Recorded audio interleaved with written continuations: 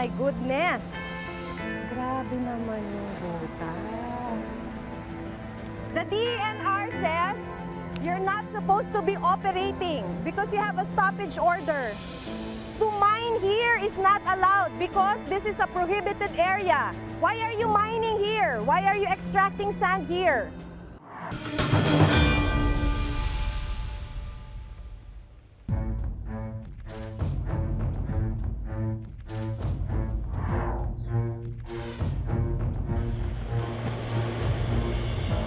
Kilala ang Cagayan bilang mayaman sa black sand o magnetite, isang uri ng mineral na ginagamit sa paggawa ng bakal.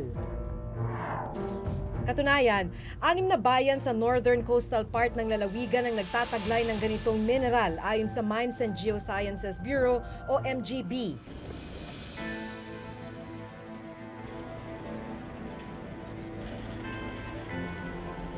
Sa datos ng MGB, may 26 na kumpanya at individual ang nabigyan ng permisong mag-extract ng gravel and sand. Kapag dumaan sa refinery, magiging magnetite o black sand ang nahukay na gravel at sand. Pero ang paghukay nito ay pinapayagan lamang sa inland at hindi sa dalampasigan o coastline ng Cagayan. Una naming tinungo ang bayan ng Gonzaga. Pagdating namin sa lugar nitong nakaraang Martes, inabutan naming naghuhukay ng buhangin ng backhoe na ito sa mismong dalampasigan na sakop ng Gonzaga. Pag-aari ang backhoe ng Liansing Corporation, isang Taiwanese mining company. Ayon sa datos ng MGB, February 2011 nang bigyan nila ng Mineral Processing Permit ang Liansing Corporation o permit para makapaghakot at makapagpatayo ng refinery ng gravel and sand sa inland. Pero ang kumpanyang ito natuklasan naming may stoppage order pala mula sa DENR Mines and Geosciences Bureau o MGB. Ayon sa stoppage order, nilabag ng kumpanya ang Section 15 ng Philippine Mining Act of 1995 na nagsasabing bawal magmina 200 metro mula sa hangganan ng low tide hanggang sa dalampasigan.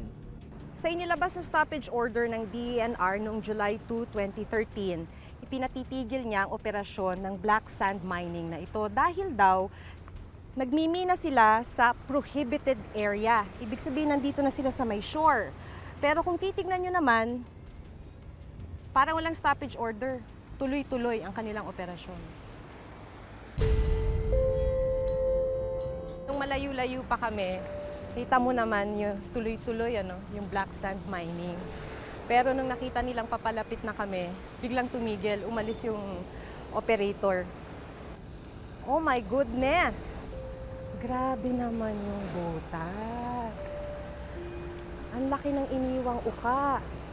If I'm not mistaken, ngayong umaga lang sila nagsimula nito. You're Taiwanese? So you're part of the company that's operating the black sand mining? When did you start this? Just this morning, and it has left this hole, right? The DENR says you're not supposed to be operating because you have a stoppage order. To mine here is not allowed because this is a prohibited area. Why are you mining here? Why are you extracting sand here?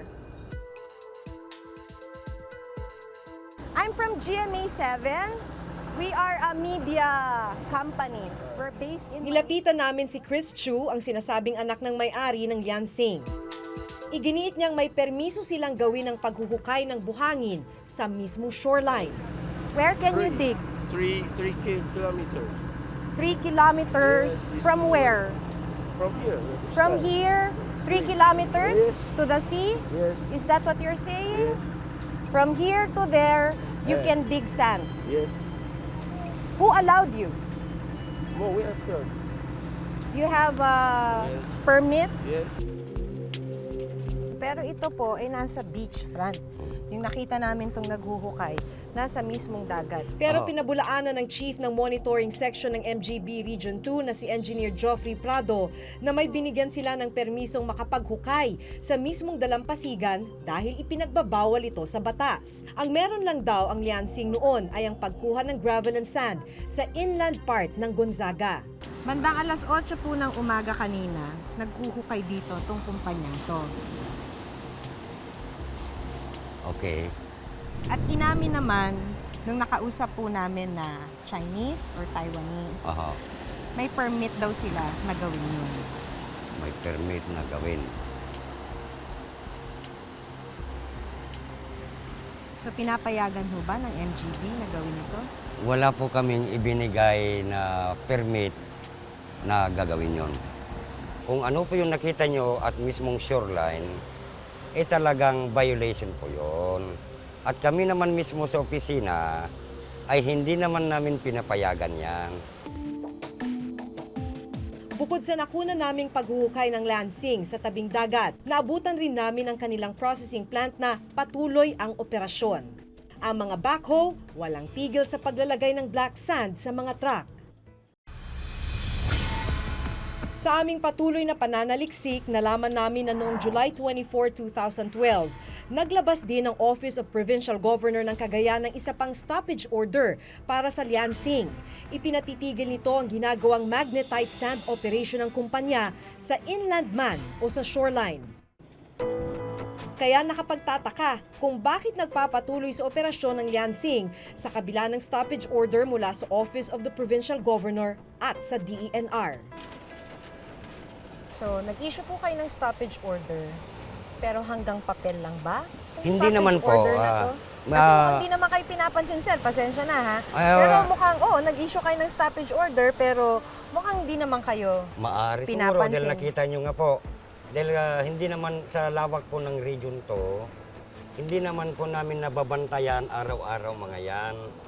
Kung kaya't ang opisina namin, ang aming director, buting director, ay nagsagawa po siya ngayon ng deputation pa para madagdagan ang mga kasama namin sa bureau para mabantayan itong mga implementasyon natin itong sa pagmimina.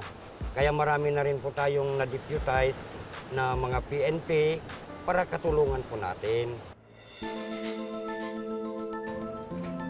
Saan lugar ito? Ipinakita namin ang nakuna naming operasyon ng liansing kay MGB Director Leo Hasareno at ayon sa kanya, kaagad nilang aaksyonan ang pagpapasara sa liansing. Yung deputation na binigay niya sa NBI is for the stoppage, confiscation ng equipment, tapos filing ng appropriate charges. Kasi ang nangyari, may permit ito. Kaya lang, lumabas siya sa permit niya. Yung isang request ni RD Anceta sa governor ay i-cancel na rin yung permit.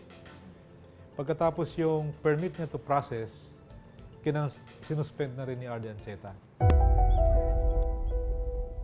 Dati raw sa dami ng punong kahoy ay hindi madaanan ng mga sasakyan ang lugar na ito. Ito naman ay dating palayan. Pero pagkatapos ng black sand mining, ito na ang itsura ngayon.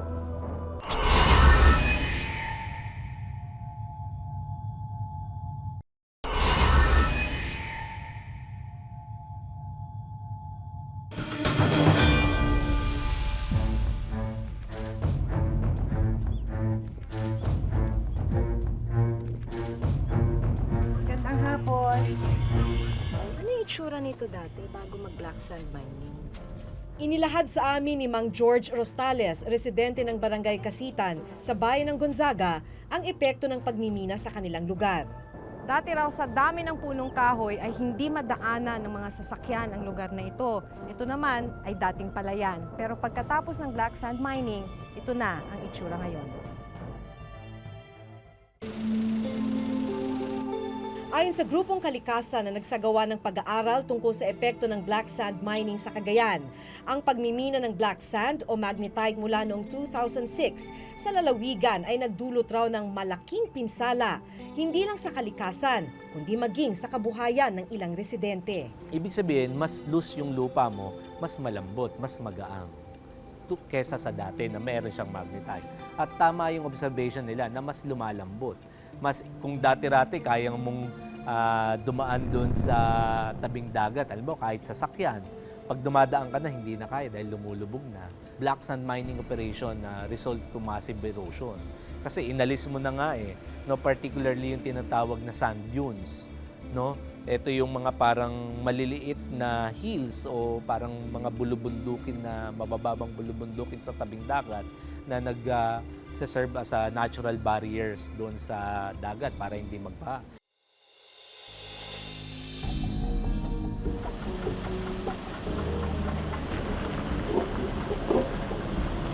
Kinagabihan, nakita pa naming ibinabiyahe ng ilang truck ang black sand mula sa iba't ibang barangay ng Gonzaga. Tatanong ko na po, ano naman po nito, black sand? Black sand po yung laman. Opo. Saan po pupunta?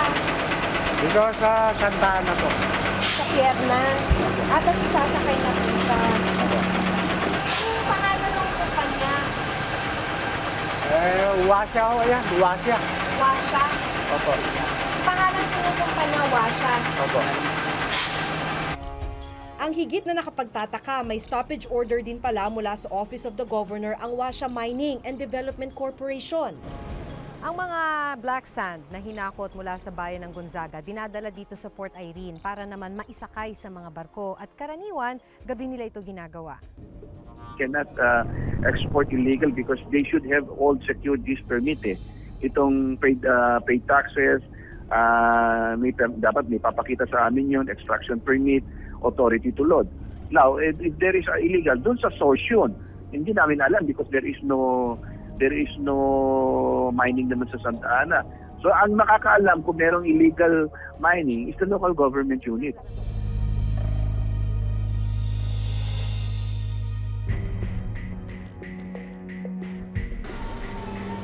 Sa pagpunta namin sa mining site, patuloy ang operasyon ng Washa. You just wanted to ask about your operation, if that's okay? Their office is better. Office is inside? Is the manager inside? Or one of you is the manager? Ayaw makipag-usap. Mahigit kalahating oras na biyahe mula Gonzaga, matatagpuan naman ang bayan ng Bugey. Dito matatagpuan ang iba pang minahan ng magnetite.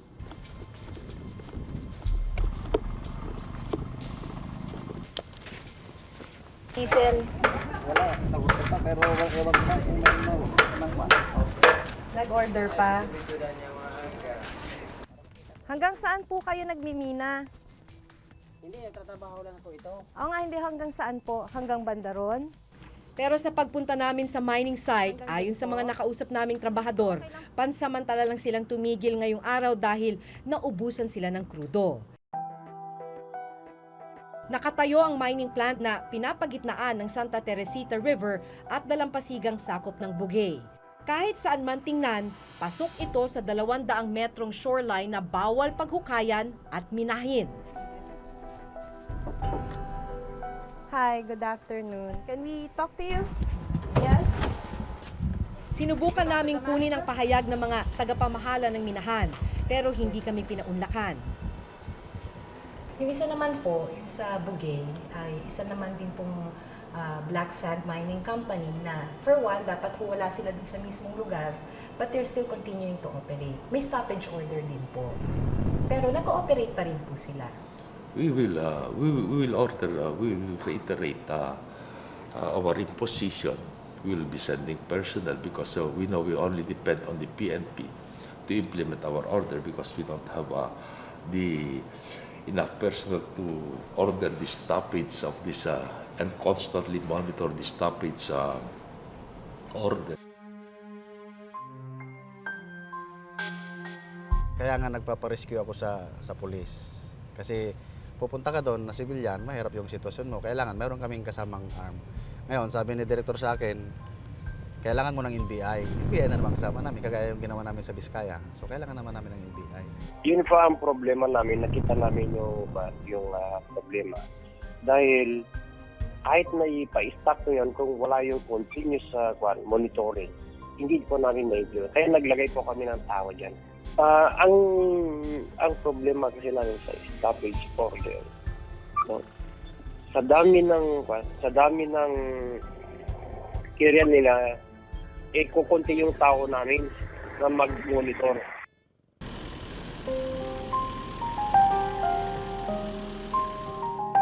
Mula Bugey, tinungo namin ang bayan ng Apari.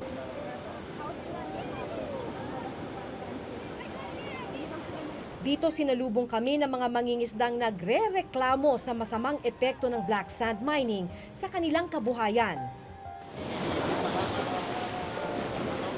Isa na rito si Emil Sumer, 63 taong gulang. Ang kaibahan, talagang mas marami yung huli noon kaysa ngayon. Dahil doon, parang kumunti ang isda kasi na di-disturb yung environment ng mga isda. At saka nasisira na yung coral reefs. Nadi-disrupt yung fishing activity and bumababa yung aqua productivity o fishing productivity doon sa area dahil nga nasisira yung marine ecosystem. Sa aming patuloy na pag-iikot sa Apari, napansin namin ang mining facility na ito na nasa tabing dagat. This week only test the equipment is okay or not. This week you just started this week. No, start until not start. Starting putting your equipment this week. No, the equipment is finished already, right? All right. But the production not start operate.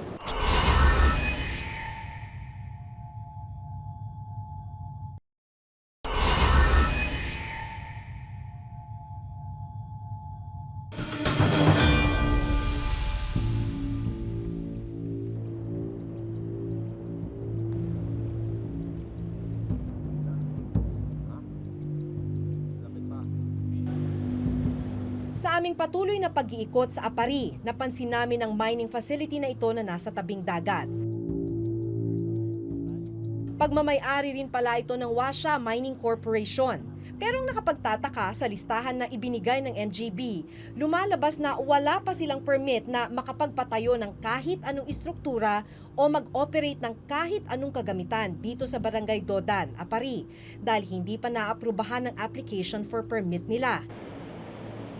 At kahit mabigyan sila ng permit, hindi rin sila pwedeng magtayo ng kahit anong istruktura sa loob ng 200 metro mula sa hangganan ng low tide sa Dalampasigan, sang-ayon na rin sa Mining Act. Pero malinaw na nakaset up na ang mga gamit nila ng amin itong puntahan. At ayon sa isang empleyado nilang lumabas para harapin kami, inilagay daw nila ang kanilang equipment upang masubukan kung gumagana ang mga ito. This week only test the equipment is okay or not. This week you just started this week. No, start until not start. Starting putting your equipment this week.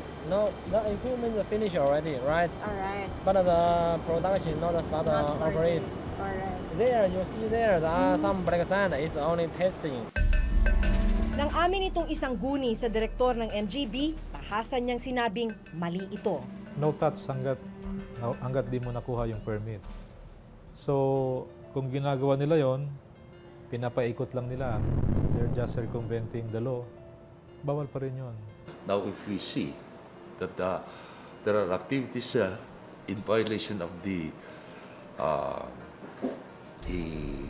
permit provisions, we order their stoppage or we issue a cease and desist order. If those activities were due to a permit given by the local government unit. Hanggang dun sa GenStar. More or less yan Dapat ang 200. bawal.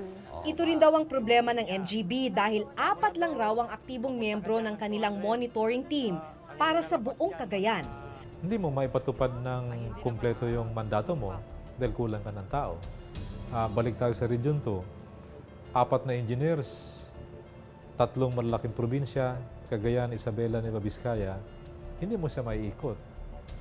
So talagang kailangan para maging effective ka, kailangan yung coordination sa ibang ahensya. Ang punto hindi problema ang tao ang problema. problema, hindi raw palagi nagtutugma ang mga report ng LGU at MGB. Meron kaming mga instances na nag-deputize ang opisina natin, tapos sasabihin ng mga local enforcers na local police, sasabihin nila na napuntahan na nila at wala na. Pero pag punta namin, meron pa. So, yung mga ganong ano yan, hide and seek, yung mga ganong sitwasyon, patuloy. Yan kasi mga pagpatigil ng illegal mining, police matter, illegal mining, hindi naman pwedeng Armed Forces of the Philippines. So, joint effort dapat yan ng MGB saka PNP. Kamakailan ay binuo ng MGB ang Illegal Mining Task Force. Layo nito na mas palakasin ang local enforcement sa mga lugar kung saan ito nagaganap. Yan din ang dahilan kung bakit nag-form tayo ng Illegal Mining Task Force sa nasyonal. Dahil sa nakita natin na mukhang may problema tayo sa local enforcement. Well, supposedly yung local police. Kasi mahirap naman na mag-implement sa Cagayan, taga Manila. Pero kung may problema tayong ganyan, at nakita na yan ng national government, nag-form na tayo ng Task Force on Illegal Mining. Ito ay composed ng DILG, DNR, Armed Forces of the Philippines. So, meron itong mandato na magsama-sama, i-pool yung kanilang resources para mapalakas yung pagbantay. Malaki ang perang ipinapasok ng black sand mining sa lalawigan ng Cagayan. Ayon kay Governor Antonio, noong nakaraang taon, umabot sa 70 milyon ang pumasok na kita sa probinsya mula sa black sand mining. Saan po napunta? Sa probinsya, sa municipalities at sa mga barangays. And you can check with our provincial treasurer where this money went. We could give you a list of the projects funded by this by taxes of mining. You can see Gonzaga. Gonzaga was a small, sleepy town before. Now it has become a first-class municipality. Ang Bugay po? Ang Bugay, it is now in the process because ang activities ng Bugay only started about last year and they are now beginning to improve yung mga infra nila doon. Pero kung babalikan ang mga naging pahayag ng ilang residente sa Apari, ayon mismo sa kanila, wala pang maayos na daan na naitatayo sa kanilang lugar. Sa tingin niyo po ba, dapat bawasan ang mining activities sa inyong probinsya? So long as it's within the bounds of law. I was not the one, I'm not responsible for the passage of the Mining Act of 1996. And so long as all the provisions of that law is complied with, I have no alternative but to issue the said permit. So long as the mining provisions allowing mining is are complied with, I will issue the permit for them to operate. We rely on mining to have funds for the province to implement its plans and its projects, programs, and if this will be totally stopped, we will have to balance it. Kasi we cannot just outrightly also stop. If they will comply with the our stoppage order and stop their illegal activities, we'll take in consideration that matter. But once there's a blatant violation and constant violation of these provisions of their permit, we will stop it. We will cancel their permit. Bukod sa 3 napuntahan namin, sa kabuuan 8 kumpanya ang may stoppage order mula sa Office of the Governor. Ang iba raw tumigil na pero ang malaking tanong, may babalik pa ba ang pinsalang idinulot nila sa pagmimina sa mga prohibited area? Ako si Maki Pulido at ito ang nakatala sa aking Reporter's Notebook.